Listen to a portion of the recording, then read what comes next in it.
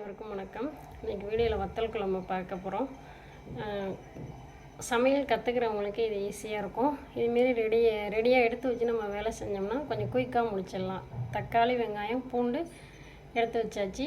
குழந்தைங்க சாப்பிட மாட்டேங்கிறான்றதுக்காக தான் பூண்டை நான் சின்னதாக நறுக்கி வச்சுருக்கேன். இங்கே பார்த்தீங்கன்னா சுடு தண்ணியில் லைட்டாக ஊற வச்சுருக்கேன். கத்திரிக்காய் வத்தல், சுண்டைக்காய் வத்தல், கொத்தரங்காய் வத்தல். இது மாதிரி நம்ம ரெடியாக எடுத்து வச்சுட்டு செய்யும் போது அந்த சமையலோட கஷ்டம் தெரியாது. இங்கே பாரு, தாளிப்புக்கு வெந்தயம், கருவேப்பிலை, கலந்த சாந்து, புளிக்கரைசலோட கலந்த சாந்து. வத்தல் குழம்பு பார்த்திங்கன்னா நல்லெண்ணெயில் வச்சோம்னா கொஞ்சம் டேஸ்ட்டாக இருக்கும். நல்லா செக்கில் ஆட்டின எண்ணெய் தான் அது, நல்லெண்ணெய். வெந்தயம் போட்டுக்கலாம், வெங்காயம், பூண்டு. வெங்காயம் ப்ரௌன் கலரில் வந்துச்சு. நல்லா தக்காளி போட்டுக்கலாம். தக்காளி வந்துடுச்சு. அப்புறம் வத்தலை கொட்டிடுவோம். வீட்டில் பச்சை காய்கறிகள் இல்லைன்னு சொல்லிட்டு நம்ம யோசிச்சுட்டு இருக்கும்போது இதுமாரி குழம்பு நம்ம கொஞ்சம் ஈஸியாக வச்சிடலாம். இப்போ வெங்காயமே பார்த்தோம்னா சின்ன வெங்காயம் போட்டால் டேஸ்ட்டாக இருக்கும்.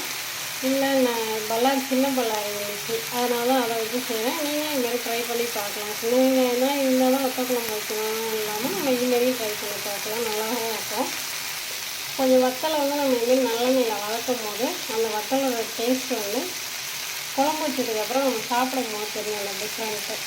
இப்போ எல்லாமே ஓரளவு வதங்கிடுச்சு.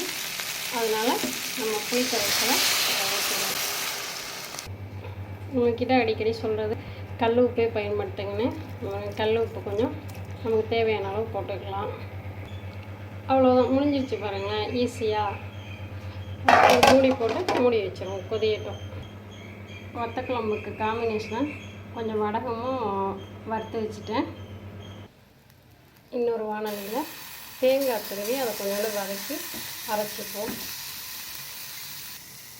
தேங்காய் வதக்கி அரைக்கும் போது அதோட டேஸ்ட்டு கொஞ்சம் டிஃப்ரெண்ட்டாக தான் இருக்கும். நீங்களும் ட்ரை பண்ணி பாருங்கள்.